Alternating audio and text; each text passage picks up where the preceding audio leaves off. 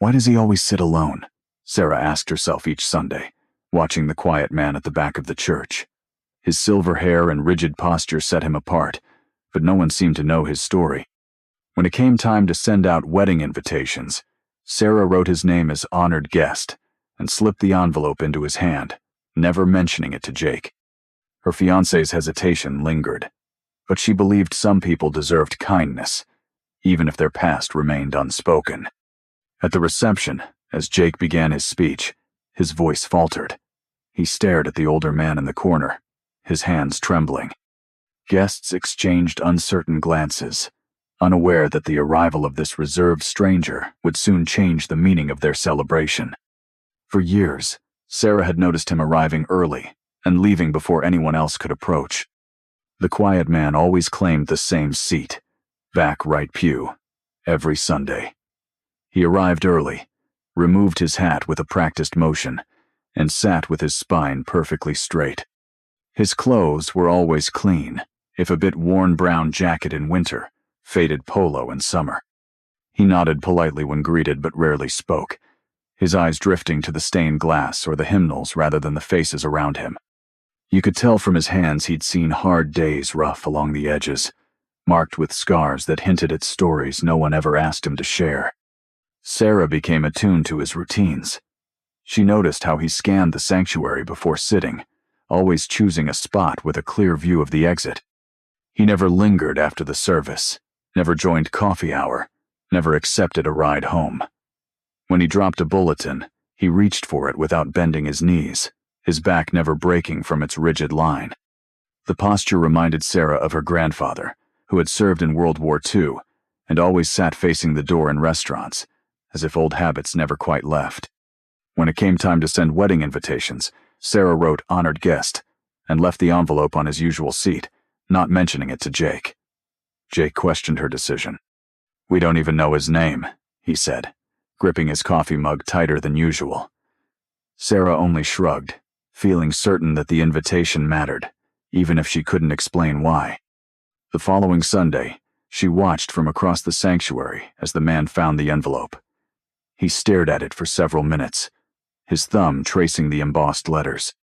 He slipped it inside his jacket, expression unchanged. That week, Sarah saw him at the post office, reading the invitation beneath the awning, then walking away before she could say hello. She'd learned over time that veterans often carried invisible burdens. A 2019 VA study found that 68% of combat veterans stopped attending social gatherings within 3 years of returning home. Most, when they did venture out, sat near exits or in corners, always scanning for a way out. Sarah didn't know these numbers, but she recognized the signs, the way he avoided crowds, the way he melted into the background during group prayers, the way he left after communion without a word. One Sunday, instead of leaving right after the service, he paused at the offering plate and slipped in a white envelope. Inside was a money order for $200 and a simple note. Congratulations. No name, no return address. Sarah tucked the note away, unsure whether to mention it to Jake. As the wedding day drew closer, Sarah found herself thinking more about the man in the back pew and less about seating charts or flower arrangements. She wondered if inviting him was the right thing, or if she'd made things harder for Jake. The tension between her hope for connection and Jake's growing discomfort lingered, quietly shaping the days leading up to their wedding. Jake's unease became more pronounced as the wedding drew near. He found small reasons to question the invitation Sarah had extended to the quiet man from church. "He won't know anyone," he said while straightening his tie in the mirror. "The music's going to be too loud." When Sarah pointed out they'd invited plenty of people from Jake's old fire station, he turned away, focusing on a speck of lint on his jacket. He let the conversation trail off, shifting to topics like the caterer's vegetarian options or the parking situation. Patterns emerged in the way Jake handled these discussions. Whenever talk of the guest list circled back to the veteran, Jake's left thumb pressed hard into his palm, the same nervous habit Sarah had seen after difficult calls at work. If she suggested something like asking the man to do a reading, Jake would leave the room abruptly, sometimes heading to the garage to reorganize his tools with a force that seemed unnecessary. These moments, brief but telling, hinted at something deeper than social discomfort. The nightmares became more frequent as the date approached. At first, Sarah assumed they were echoes of Jake's firefighting days. She'd seen enough tragedy to haunt anyone's sleep, but the details didn't fit. Jake would shout coordinates, not addresses, and sometimes woke clutching at his thigh, the one with a scar whose jagged shape never quite matched the story of a camping accident he'd once told her. She remembered tracing that scar with her finger, quietly wondering about its true origin. When she asked about the dreams, Jake would claim not to remember and busy himself making coffee, always with his back turned. During their final premarital counseling session, Pastor Michaels read a passage from 1 Samuel about the bond between soldiers. Jake's knee bounced under the table. When the scripture described battlefield sacrifice, he excused himself to the restroom, locking the door behind him. The pastor waited for the sound of running water before speaking quietly to Sarah. He didn't react this way when we talked about sickness or financial hardship. Sarah looked down at her lap, realizing she'd shredded a tissue into tiny pieces without noticing. Jake's co-workers at the fire station noticed changes, too. Captain Reynolds mentioned Jake volunteering for solo night shifts around Memorial Day. Another firefighter recalled how Jake once tensed up when a veteran at a breakfast event mentioned Ramadi. Several colleagues quietly observed that certain topics or dates seemed to unsettle him in ways emergencies never did. A week before the wedding, Sarah found a box of military medals behind old tax files in their storage closet. The Purple Heart at the top was coated in dust, thick enough to trace her name in. She set the box on Jake's dresser that night. He came to bed hours later, and by morning, the medals were gone. She found him in the bathroom, scrubbing the shower tiles raw. Research from the VA hospital found that 72% of combat veterans avoid discussing their service with spouses, often showing physical reactions like increased heart rates when passing recruiters or hearing military references. Sarah didn't need statistics to recognize what she saw in Jake. The way he never let anyone but her touch his shoulders, how he always parked facing the exit, how he startled at sudden noises. She stopped asking questions after the 3rd time he ignored them. When the wedding coordinator asked about honoring veterans during the ceremony, Jake replied so sharply that the clipboard slipped from her hands. Later, he apologized by making Sarah tea just the way she liked, but the silence between them stretched long after the cups were empty. On the morning of the rehearsal dinner, Sarah woke to find Jake's side of the bed empty and a folded note on his pillow. "Please don't seat him near the front." By the time the day arrived, everything felt carefully arranged, yet nothing felt settled. On the morning of the wedding, the veteran appeared in the church doorway, just as the bells finished their first chime. He wore a dark suit, pressed but clearly from another era, and carried a cane with his right hand. In his left, he held a small wooden box plane, but polished smooth at the edges. Inside, as Sarah would later learn, were a set of dog tags. He climbed the steps with careful precision, pausing only briefly at the threshold before moving to the seat Sarah had reserved at the back, near the door. His posture never wavered. Even sitting, he held himself with a quiet readiness, cane balanced upright between his knees. Sarah watched him from the front of the sanctuary, her eyes flicking to the last row as guests settled in. She noticed how he seemed to scan the room, taking in every detail, yet never seeking attention. His presence was understated, but it carried a weight that set him apart from the other guests. She caught herself holding her breath as he sat, wondering if anyone else noticed the way he seemed both present and apart, like a sentinel on quiet duty. Jake lingered near the baptismal font, his jaw clenched, hands fidgeting with a glass of untouched whiskey. When the veteran entered, Jake's grip tightened until his knuckles blanched. He set the glass aside and wiped his palm on his pants, eyes darting to the back of the church. There was no greeting between the two men, only a silent acknowledgement, a brief glance, quickly averted. During the ceremony, Sarah found herself distracted by the veteran's stillness. When she recited her vows, she saw tears on his cheeks, though his face remained composed. Jake's gaze, too, kept drifting to the back row. The organist played a quiet interlude, and in the hush, the veteran reached into his jacket, fingers closing around the wooden box. He didn't open it, just held it close, as if anchoring himself to the moment. A photographer would later show Sarah a photo where the veteran's lips moved in time with Jake's vows, and another where his hand formed a fist on his thigh as Jake's voice faltered. But the moment that stayed with her happened as the ceremony ended. As Jake turned to face the guests, the veteran rose slightly from his seat, not quite standing, but leaning forward, his cane planted, shoulders squared. It was a gesture Sarah recognized from old parades and memorials, a silent salute, a mark of respect. Jake's own posture shifted, shoulders drawing back, chin lifting unconsciously in response. The connection between them was brief but unmistakable. At the reception, the veteran remained at his assigned table near the exit, the wooden box resting beside his plate. He greeted those who approached with a polite nod, but spoke little. Most guests, after a short attempt at conversation, moved on.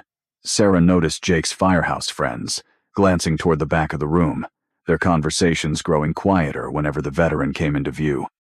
As the first dance began, Jake's attention fixed on the veteran, who had stood and taken up a stance feet apart, cane steady, left hand behind his back in parade rest. Jake's movements mirrored him, his posture straightening, the old reflexes surfacing without thought. For a moment, the music faded against the tension between the two men, neither fully relaxed until the dance floor filled and the line of sight was broken. The atmosphere in the room shifted, a subtle current running beneath the celebration. Guests sensed something unspoken, an unfinished story waiting to surface. As dinner plates were cleared and glasses filled, the anticipation settled over the room, quiet but palpable, everyone waiting for the moment when the silence would finally break. Jake rose from his seat, the room settling into an uneasy hush as he reached for his champagne flute. His hand trembled, the glass pressed so tightly between his fingers that Sarah half expected it to shatter before he even spoke. She watched his eyes move to the back of the room, locking on the veteran's steady gaze. In that instant, the glass slipped from Jake's grip and hit the floor, shards scattering across the polished boards. No one moved to sweep it up, all eyes drawn to the sudden break in ceremony. Jake's voice came out rough, his words catching in his throat. "That man," he said, pointing past the broken glass, "carried me 4 blocks through an ambush in Ramadi." His arm shook as he lowered it, the memory written across his face: pain, gratitude, and something heavier. I bled on his uniform. He wouldn't leave me behind. The room was silent except for the faint hum of the air conditioning and the distant clink of silverware. The veteran stood, cane in hand, and began to walk toward Jake. Each step was careful, deliberate, his weight balanced with practiced precision. Sarah noticed the details she'd missed before. The military-issue shoes, the measured stride, the tan line on his wrist where a watch once sat. She remembered, from her own wedding planning, reading about honor guards in full-dress blues now, seeing the veteran's bearing, she recognized that same sense of ceremony and respect. As the veteran reached Jake, he didn't offer a handshake or embrace. He simply stood at attention, giving a small nod. Jake met the gesture, shoulders squared, chin lifted, the movements almost identical. There were phones in the air, but no one seemed to be recording. The moment was too charged for that, something private unfolding in a room full of witnesses. The veteran spoke quietly, 3 words Sarah couldn't make out. Whatever was said, it made Jake's breath catch. The older man placed a hand on Jake's shoulder, brief and steady, before turning to return to his seat. The quiet scrape of a broom at the edge of the hall seemed almost intrusive as a waiter began to clear the broken glass. Halfway back to his table, the veteran paused, his free hand brushing his lower back for a moment, as if checking for an old injury. Sarah watched Jake's eyes follow him, every step weighted with unspoken history. Jake made a motion to go after him, but the veteran shook his head, firm and silent, signaling that nothing more needed to be said. When the veteran reached his seat, he didn't sit immediately. He turned to face the room, standing at attention, Sarah rose first, the meaning of the gesture hitting her all at once. One by one, the wedding party stood, then the rest of the guests, until everyone was on their feet. The veteran nodded once more to Jake, who finally picked up the microphone he'd dropped. His voice, though quiet, was steady. "This man taught me what real courage looks like." He didn't elaborate, and no one asked him to. The understanding moved through the crowd in waves. Sarah saw Jake's fire captain press a hand to his chest, saw Jake's grandmother dab at her eyes with a handkerchief. Even the servers paused, trays held still, as the moment settled over the room. The veteran finally lifted his water glass, untouched until now, and took a measured sip. He set it down, perfectly centered on the coaster. Only then did he sit, and the room seemed to exhale all at once. Conversations resumed, softer and more thoughtful, as guests wiped at their eyes. Jake, still at the head table, picked up a fresh champagne flute and raised it toward the back of the room. The veteran met his gaze and lifted his water glass in return. They drank together, a private exchange in the midst of the celebration. Sarah reached for Jake's hand beneath the table, feeling his fingers cold but steady around hers. In that quiet aftermath, the presence of the cane and everything it represented lingered in Sarah's mind, a silent question waiting to be answered. The cane the veteran carried was not a sign of age or weakness. It was a quiet necessity, the result of shrapnel embedded near his lower spine metal left behind after the same explosion that nearly killed Jake. Doctors had weighed the risks and decided to leave it in. Removing it might have meant paralysis. The veteran's walk was steady but careful, his left leg dragging ever so slightly, a subtle reminder of nerve damage that never fully healed. Sarah noticed how he shifted in his chair every 15 minutes, never sitting for long. At the reception, she watched him press 2 fingers to his lower back, a gesture Jake sometimes made without thinking. Jake's own scars had long been a mystery to most people. He'd told friends and family they came from a kitchen accident at work, but the jagged lines on his arms and thigh didn't match that story. After the toast, one of Jake's firehouse friends quietly told Sarah, "IED burns are different. You can always tell." He didn't mention Jake's habit of wearing long sleeves in July, or how he once left the room when a loud bang from the kitchen startled everyone. The stories veterans tell, and the ones they don't often, reveal more than they intend. The veteran had never accepted a Purple Heart. When Jake tried to thank him for his service at the reception, the older man shook his head, his voice low. "Medals are for those who do more than their job." His service record listed 3 recommendations for valor, all declined. The only award he ever kept was his combat medic badge, tucked away in a drawer.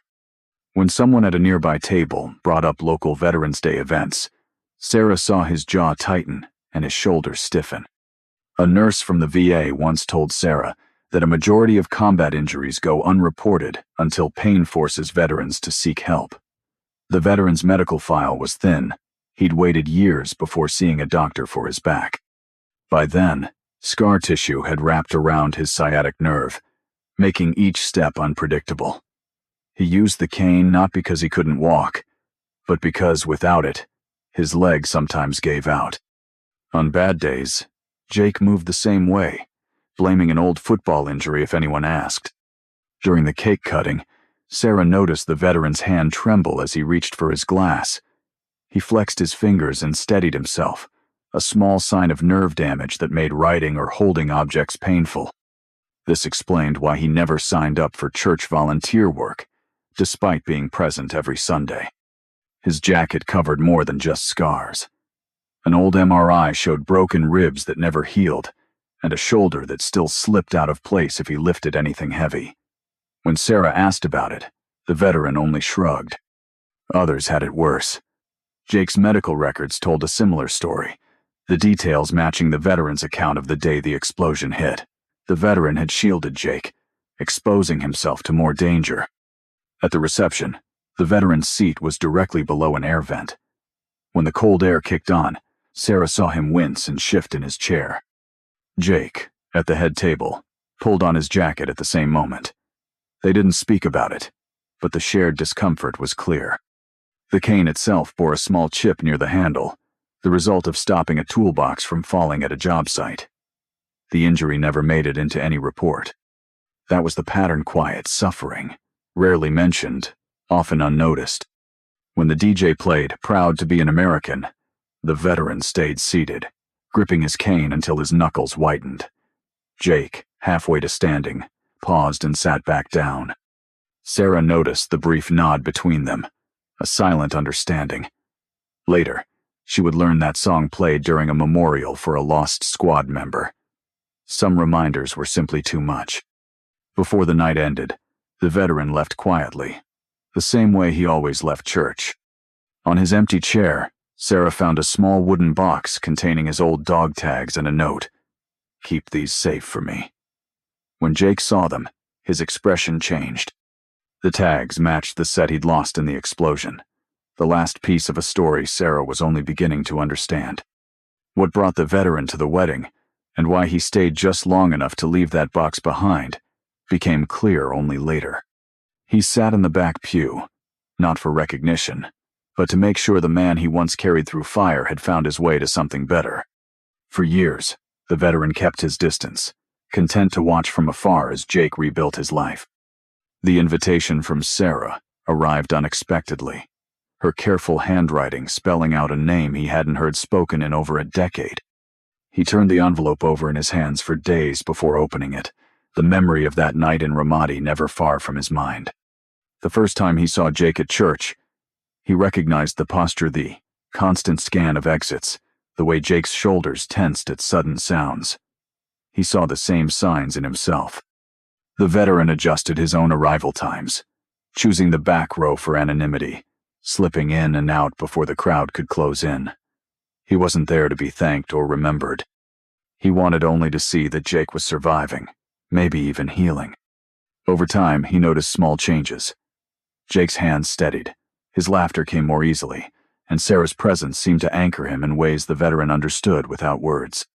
He knew from experience that most veterans who save a comrade keep watch from the shadows.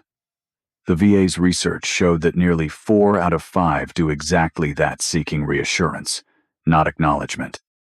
In the years after Ramadi, the veteran checked in on others from his old unit, never revealing himself, just making sure they were still moving forward. With Jake, it became a quiet, ritual and act of loyalty that needed no witness.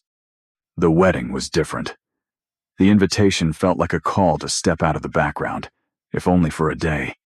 He arrived early, as always, and watched Jake move among his friends, relaxed in a way he hadn't seen before. During the ceremony, he kept his focus on the details. Jake's steady voice, Sarah's hand in his, the easy way they smiled at each other.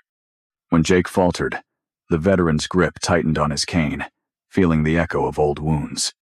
At the reception, he planned to slip away before anyone noticed, but Sarah found him near the exit, her gratitude quiet but direct. She asked why he'd never come forward. He answered simply it wasn't his story to tell.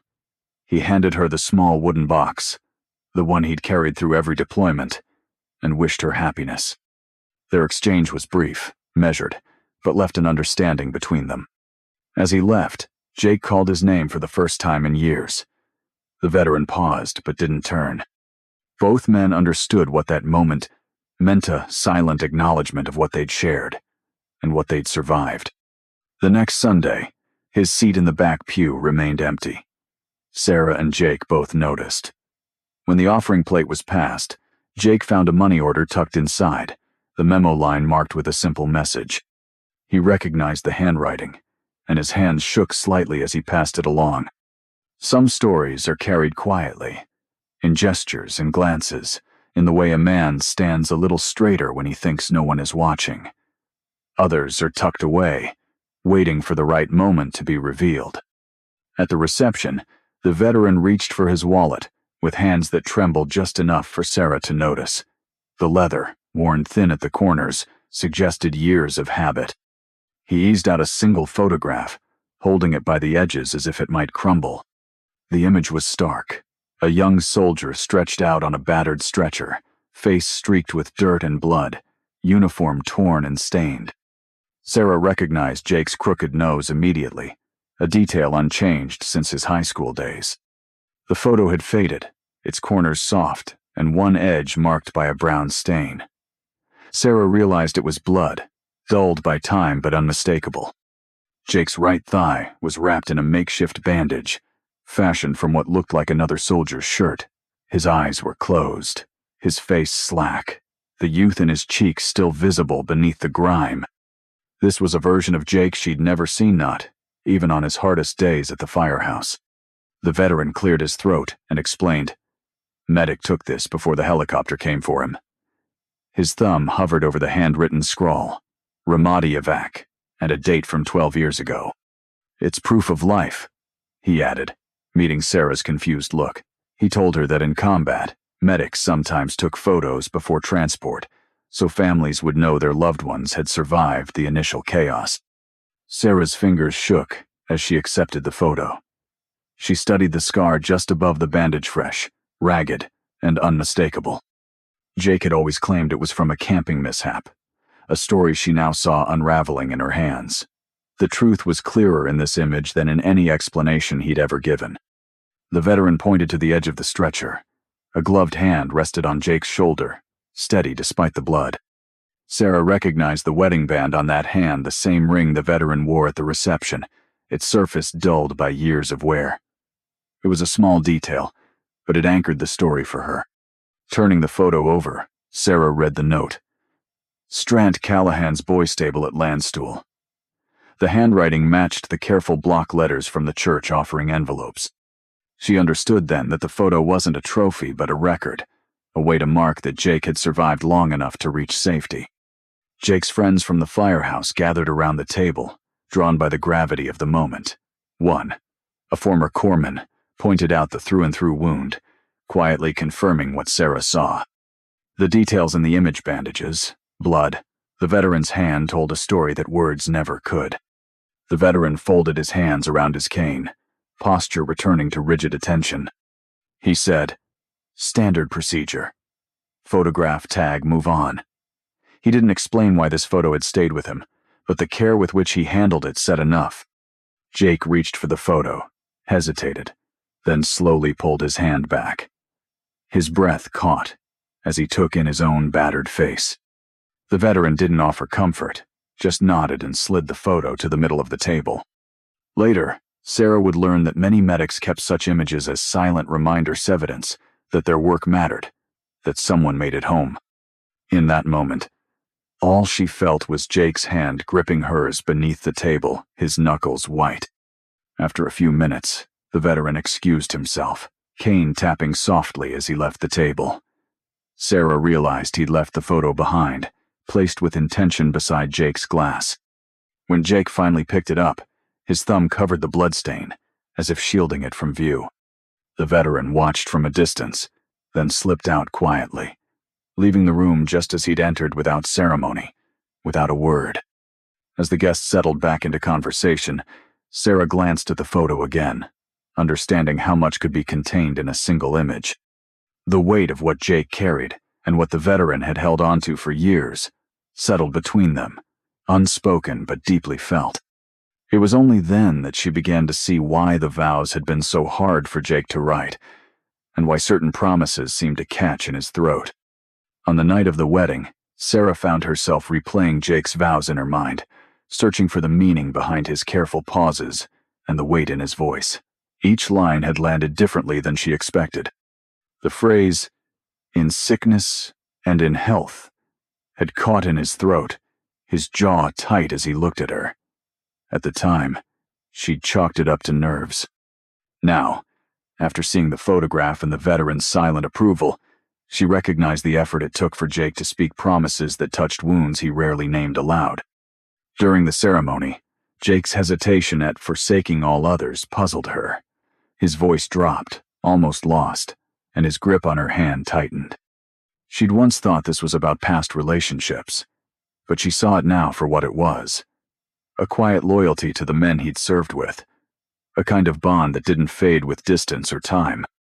The marriage counselor they saw months later explained that combat veterans often find these vows complicated not out of infidelity, but because battlefield loyalties run parallel to marital ones, sometimes even deeper.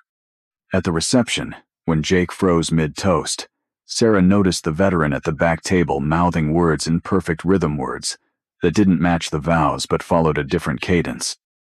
A friend later identified it as the soldier's creed. The veteran's hands rested flat on the table, fingers aligned, posture rigid. Jake's breathing steadied as he watched, almost as if the old drill settled his nerves. The therapist would later tell Sarah that training like that never truly leaves the body. Even years later, the rituals remain. There were other reminders. When the music cut out during their first dance, both Jake and the veteran reacted instantly, heads turning, hands twitching toward their hips. Sarah felt Jake's hand press more firmly against her back, his eyes scanning the room before he exhaled and relaxed. She noticed, too, how Jake cut the wedding cake with measured, deliberate strokes, then wiped the knife clean before each slice. The veteran watched and nodded, approval clear in the small gesture. It was field protocol, carried into their new life together. Jake's handwriting on the marriage license matched the veteran's note from the church block letters, careful and square. She realized that even in small things, the habits of service shaped the way Jake moved through the world. The veteran lingered near the guest book before leaving, tracing Jake's signature with a finger, giving a nod that felt like a benediction. In the quiet after the celebration, Sarah found Jake standing alone in the empty hall, his posture echoing the veteran's. She watched as he recited something under his breath, the rhythm familiar from earlier. She didn't interrupt, recognizing the ritual for what it was, a way to steady himself in the aftermath of so much memory. Their first real disagreement as a married couple came over something small, the arrangement of the silverware drawer. Jake's confusion at her laughter was genuine, and Sarah realized then how deep the training ran. On their honeymoon, she woke to Jake calling out coordinates in his sleep, the numbers matching the date on the back of the veteran's photograph. The VA therapist later explained that for many veterans, stress responses are shaped by drills and coda survival habits that linger long after the danger has passed. Sarah learned to recognize the signs: shoes lined up perfectly by the door, towels folded with crisp corners, the quiet tears when Jake refolded laundry she'd already put away. She stopped correcting him, letting his side of the closet remain untouched. The veteran's wedding gift, a framed copy of the soldier's creed, found its place in Jake's workshop, where he sometimes recited the words while working. Sarah never asked about it, just as she never questioned the triple check of the locks each night. When their first child was born, Jake gave her a middle name from his old unit, his hands shaking as he filled out the certificate. That night, Sarah heard him whisper the name to their daughter, ending with a quiet phrase that sounded like a promise. The veteran visited only once after the wedding. Sarah watched as he and Jake stood in the yard, shoulders squared, reciting something in unison. When they finished, the veteran saluted, and Jake returned it, their movements precise and practiced. The moment passed quickly, but its meaning lingered. After all the guests had gone, and the hall was nearly silent, the space between Jake and the veteran remained something understood without words, shaping the way the family gathered and the way the evening settled into memory. After dinner, the atmosphere shifted in subtle ways that Sarah couldn't quite name at first. The veteran, now seated among Jake's family, seemed to fit there as if he always had. He barely spoke, his coffee cooling between his hands, but his presence filled a gap nobody had noticed until it closed. Sarah saw how Jake's grandfather made space without needing to be asked, and how Jake's mother glanced at the veteran with a kind of recognition that didn't require words. During the first dance, Jake's posture changed, more rigid than Sarah had ever seen in their practice sessions. His shoulders squared unconsciously, feet set with the same deliberate distance she'd seen in the veteran's parade rest. Across the room, the veteran mirrored the stance, eyes steady on Jake. When the music faded, both men relaxed at the same moment, their exhaled breaths almost perfectly in sync. It was a pattern. Sarah began to notice everywhere small, precise movements that echoed between them. Throughout the evening, their attention drifted again and again to the room's entrances and exits. The veteran's gaze lingered on the kitchen doors, his grip on his cane tightening whenever someone passed through unexpectedly. Jake, without a cane, still let his hand hover at his hip when a door opened, muscle memory from years of carrying a sidearm. When a tray crashed to the floor near the bar, both men looked up before the sound fully registered with anyone else. Their eyes met, and a silent message passed between them. They'd already assessed the risk. The veteran circled the reception hall once after dinner, pausing at every corridor and junction. He moved slowly, scanning the space as if mapping escape routes. When he returned, Jake was waiting by his chair with a bottle of water, handing it over without a word. No one commented on the exchange, but Sarah saw the care in the gesturia habit, from years of looking out for others, anticipating needs before they became urgent. Later, Sarah and Jake stepped outside for a break and found the veteran already there, positioned so he could see both the parking lot and the doors. His cane rested within reach, and Jake instinctively took up a post on his left, leaving Sarah in the center. She realized their formation wasn't about formality or tradition, it was about safety, about giving each other clear lines of sight. These behaviors, so ingrained, were never discussed, but always understood. Back inside, the veteran refused cake but accepted coffee, taking it black and stirring it with precise, practiced movements. When Sarah asked about it, Jake explained quietly that metal left in hot liquid could give away a position at night. The explanation was matter of fact, neither man acknowledging how specific or unusual it sounded. A child's balloon popped near the dance floor, and the veteran's hand twitched toward his shoulder, as if reaching for equipment no longer there. Jake's fingers flexed at the same time. They never spoke of these reactions, but Sarah saw them two bodies, years apart in age, responding to the world with the same reflexes. Neither man ever leaned fully back in his chair. Both sat forward, weight balanced for quick movement. The veteran's cane stayed upright, Jake's feet flat on the floor, always ready. When fireworks crackled from a distant wedding, Jake inhaled sharply, and the veteran glanced over. There was no visible startle, just a brief exchange of looks, and then both men relaxed. The moment passed without comment, but Sarah understood something important had happened. As the evening wore on, Sarah stopped trying to fill the silence. She realized it wasn't awkward. It was simply efficient, a way of conserving energy and attention. She watched how their breathing matched when they scanned the room, how they checked corners before entering. These were habits shaped by experience, by training, by necessity, by memory. The veteran left before the bouquet toss, slipping out quietly the way he always had. Jake followed him to the door, pausing just long enough for a brief hand on the veteran's shoulder. No words passed between them. When Jake returned, his posture had softened, his shoulders less tense than before. The night settled into a quieter rhythm, guests departing in small groups, the reception hall growing still. Only then did Sarah notice Jake standing by the window, watching as the veteran disappeared into the night. The sense of understanding between them lingered, unspoken but clear, and it was in that silence that something shifted, making space for what would come next. As the last guests trickled out and the hall quieted, the veteran approached Jake with a small box in his hand. It was the kind of box used for medals, lined in faded velvet, the corners soft from years of careful handling. He opened it without ceremony, revealing the combat infantryman badge, a silver musket set against a blue field, framed by an oak wreath. The badge was worn smooth at the edges, the blue enamel dulled by time. In the soft light, it caught a faint glint, just enough for Sarah to see Jake's breath falter. "You earned this, too," the veteran said, voice even but low.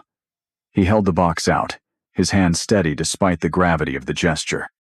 Jake hesitated, then reached for it, his thumb running over the musket's barrel and the tiny scratches that marked years of service. The CIB is not meant to be passed on. Regulations are strict. It belongs only to the one who earned it in combat.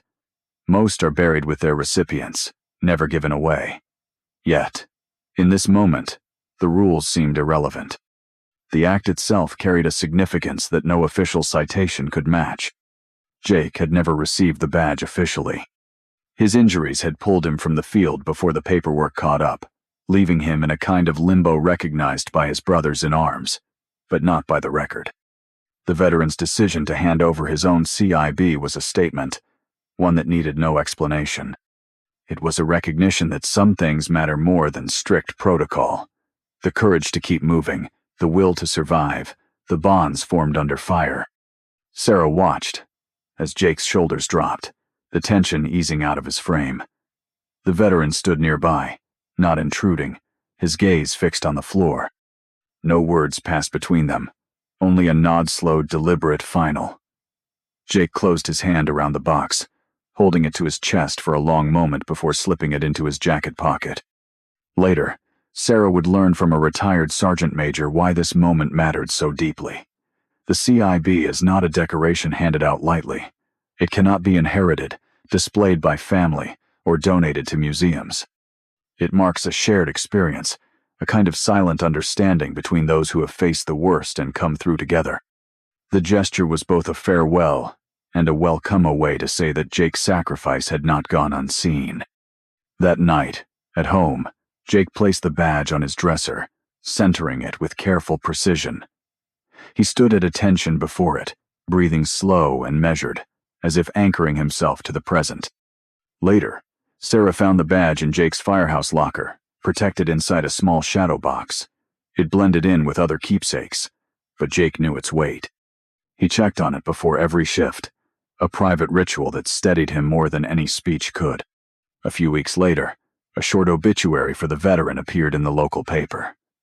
There was no mention of medals, only dates and a request for donations. Jake left work early that day and sat alone in the back pew at church, the veteran's usual seat. When the pastor found him, he handed Jake an envelope left behind months earlier. Inside was a photocopy of a CIB citation, dated just days after Jake's medical discharge A citation that was never processed, lost in the system. Jake framed the copy and hung it next to their wedding photos. The placement was quiet, almost hidden, but Sarah understood. Some honors are not meant for public display. They live in the silent spaces between those who know what was given and what was lost. As the days passed, Jake's hand would drift to his jacket pocket, checking for the box, his shoulders a little straighter. The gift lingered, not as a decoration, but as a sign of something shared, something that would shape what came next. The weeks after the wedding brought a quiet shift in Jake and Sarah's home. The veteran, whose presence had once been a mystery at the edge of every gathering, now became a fixture in their lives, though never in a way that called attention to itself. On Sundays, he sometimes took a seat beside Jake in the pew instead of the back row, their shoulders nearly touching. Sarah noticed that Jake's hands, once prone to tremors during the offering, now passed the plate with a steady grip. The veteran's posture softened, his cane resting between his knees, and for the first time, he seemed at ease in the sanctuary. Nights grew easier for Jake. The worst dreams faded. When the veteran came for dinner, Jake slept straight through until morning, something Sarah hadn't seen since before his discharge. On those evenings, the old habit of checking locks and windows disappeared. The veteran never lingered late, always leaving before 9 with a handshake for Jake and a nod for Sarah. His truck would idle in the driveway for a minute before pulling away, headlights cutting a brief path down the street. They learned little about the veteran's past. His name never appeared in public records, and when Sarah tried to look him up in the VA database, nothing came up. Jake's former commander confirmed only that the veteran had served in classified operations. The details were sealed, and the man carried no military ID, only a worn driver's license listing a P.O. box. He paid for meals in crisp bills, never explaining their source, and kept his stories to himself. One evening, Jake sat at the kitchen table, turning the combat infantryman badge over in his hands. The veteran had given it back to him quietly after a funeral, saying only that Jake should keep it safe now. That night, Jake slept deeply, and Sarah saw how much he needed that sense of recognition. Studies from the VA suggest that veterans who reconnect with those from their service years often find their bodies finally able to rest, as if the presence of a witness settles something inside them. The veteran joined them for holidays, bringing store-bought pies and eating only the filling, leaving the crust behind. Jake mirrored him without comment. Later, Sarah learned that field rations left many veterans with permanent food quirks. On Christmas, an envelope appeared on their door, containing a money order and a note for their soon-to-be-born child. The gesture was never discussed. At work, Jake's firehouse crew saw the change. He stopped volunteering for overnight shifts and started joining his colleagues for lunch. When asked about his scars, he no longer invented stories. The veteran visited the station once, standing quietly as Jake led rookie training drills. He accepted coffee, black, and watched in silence. During Sarah's pregnancy, the veteran arrived with groceries at odd hours, arranging cans in neat rows and checking smoke detectors. He never stayed long. Jake shadowed him through the house, handing him tools, unspoken trust passing between them. They learned his first name only when a nurse called about a missed appointment. Jake wrote it in the baby name book, next to the middle name they'd chosen. That winter, the veteran's limp grew more pronounced. He resisted seeing a doctor until Jake drove him to the VA, waiting with him through the appointment. The diagnosis was shrapnel. Migration surgery could wait, but the pain was there to stay. He never complained, only nodded as if he'd expected nothing else. When their daughter was born, the veteran brought a silver rattle with a CIB sticker on the handle. He stood outside the nursery window, cane hooked over his arm, watching as Jake held the rattle up for him to see. The veteran's shoulders eased as the baby gripped it. 6 months later, the veteran died quietly in his sleep. The funeral was small just: Jake, Sarah, their infant daughter, and a few men from the VA. Jake folded the flag himself, his movements precise and practiced. The headstone listed only dates and 3 small letters: CIB. In the days that followed, Sarah found Jake in the garage, holding both the combat infantryman badge and their daughter. He didn't speak, just touched the metal to the baby's cheek before returning it to its box. That quiet gesture marked a new beginning, one that would echo in ways Sarah was only beginning to understand. Sarah would come to understand the true gift the veteran gave their family, not through a single gesture or conversation, but through the quiet patterns he left behind in their lives. At the wedding, she hadn't realized what his presence meant. It was only later, seeing how Jake stood a little taller and how his hands steadied, that she recognized the depth of what had been offered. The veteran didn't just bring comfort or closure, he gave Jake a sense of belonging, a way to see himself not as someone broken, but as someone seen and understood. Each year, the veteran returned for their anniversary. He never arrived with a wrapped present or a card. Instead, he took whatever seat Jake chose for him, drank his coffee black, and watched the celebration unfold. Sarah noticed the way Jake's posture relaxed when the veteran appeared, as if he'd been holding tension he didn't know he carried. On their 5th anniversary, the veteran left a photograph on the table Jake's old platoon, faces from another life. He slipped away before dessert, leaving Jake to turn the photo over in his hands, studying each name and face before tucking it away in his wallet. When Sarah became pregnant, the veteran started visiting every Tuesday.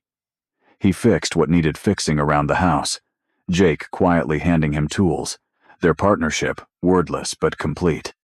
Sometimes, Sarah found the veteran at their kitchen table with a crossword puzzle, his cane resting against the chair where Jake usually sat. The sight reminded her of old family photos, veterans finding their place in peacetime, always on alert, always present. Their son was born in early summer. They named him James Ramadi Callahan James for Jake's uncle, Ramadi for the city that had changed everything. In the hospital, Jake handed the birth certificate to the veteran for approval. The older man's fingers paused over the middle name, his breath catching before he nodded. Sarah later learned that naming children after places of trauma could help veterans reframe painful memories, a kind of living memorial that brought new meaning to old wounds. She saw this in Jake, whose voice softened every time he sang to their son, letting the name Ramadi settle gently into their family's story. The veteran became Uncle Cal to James, visiting every Sunday at precisely 2 o'clock. He brought practical gift savings bonds, a first aid kit, a tiny pair of boots identical to his own. Jake laced them onto their son's feet without hesitation. Over time, Sarah noticed Jake no longer parked by the exit or scanned every restaurant for escape routes. The changes were gradual, but unmistakable. Jake was learning to move through the world as someone who had been saved, not just someone who had survived. After the veteran's death, Sarah found a folder in his apartment. Inside were years of church bulletins with Jake's name circled, and every anniversary card they'd sent, all unopened. Only one photo, of Jake holding baby James, showed signs of wear. She placed it on Jake's dresser for their son to see each morning. When James started school, Sarah saw the veteran's influence in small ways. Showed Jake, taught him to tie his shoes with a double loop knot, how James wore his boots to visit Uncle Cal's grave on Veterans Day. Jake never joined them at the cemetery, but Sarah always found the combat infantryman badge centered on the headstone, polished by James's careful hands. The veteran's real gift was never about medals or ceremonies. It was the quiet assurance that Jake's life, his family, his peace was worth fighting for. That kind of gift didn't need to be named, but it shaped everything that followed, leaving a space for gratitude and understanding that words could never quite fill. As Sarah watched her family grow, she saw how the presence of one man had quietly redrawn the boundaries of what was possible for them all, setting the stage for a deeper understanding of what it truly means to be brave. Sometimes, the people who shape our lives most profoundly are the ones who move quietly in the background, never seeking attention. The veteran always brushed off words like, hero. When Sarah tried to thank him at the reception, he shook his head, insisting. Saving Jake wasn't heroic, it was the only option. His grip on the cane tightened, his voice steady but absolute. In his world, recognition didn't matter. There was a job to be done, and he did it because someone needed to. Carrying Jake out of Ramadi wasn't a choice. He said it was the same as any other day in the field. You act, you move forward, and you don't dwell on what it costs. Sarah's small acts of kindness, though, left a mark he couldn't easily explain. She'd invited him to coffee hour when others kept their distance, made sure there was a seat for him at every church potluck, and offered a quiet greeting each Sunday. You saw a person when others saw a problem, he told her, his hands finally steady around the cup. For him, these gestures carried more weight than any medal. The simple act of being seen, of being treated like anyone else, offered a kind of healing that public praise never could. Jake listened, silent, absorbing the conversation. For years, he'd dismissed his own survival as luck, a matter of timing and chance. But hearing the veteran recount the story, the deliberate choices made under fire, forced him to reconsider. His second chance wasn't an accident. Someone had decided he was worth the risk. That realization brought a discomfort Jake hadn't expected. He tapped his glass, processing the truth that his life hinged on another's decision in a moment of chaos. Psychologists note that decorated veterans often reject the hero label. They describe their actions as just doing my job, and the more dramatic the event, the deeper their reluctance to accept praise. This isn't false modesty. It's a way to manage the memories that linger after impossible choices. For many, survivors' guilt runs deep. The veteran once told Sarah, "Medals don't bring back the dead." The words lingered, heavy and unanswerable. Sarah noticed that neither Jake nor the veteran ever called what happened a sacrifice. The veteran spoke of protocol, Jake of bad luck. Both avoided the language of heroism, as if saying it out loud would make the losses real again. When Sarah finally asked why the veteran had never told Jake who he was, his answer was simple. Survivors need to believe they saved themselves sometimes. He understood that healing sometimes means letting others find their own strength before revealing the full story. Even in his final years, the veteran kept his distance from public recognition. When he handed Jake his combat infantryman badge, there was no speech, no ceremony. "You know what this costs," he said quietly. Jake accepted it with a handshake, the badge tucked away where only he would see it. The true reward wasn't applause or honor. It was the quiet knowledge that Jake had built a life steady, present, and whole. After the reception, Sarah found the veteran alone, straightening a row of unused silverware. She asked why he'd never stepped forward sooner. He looked up, a faint smile on his lips, and replied, "Sometimes, it's enough just to know you made a difference."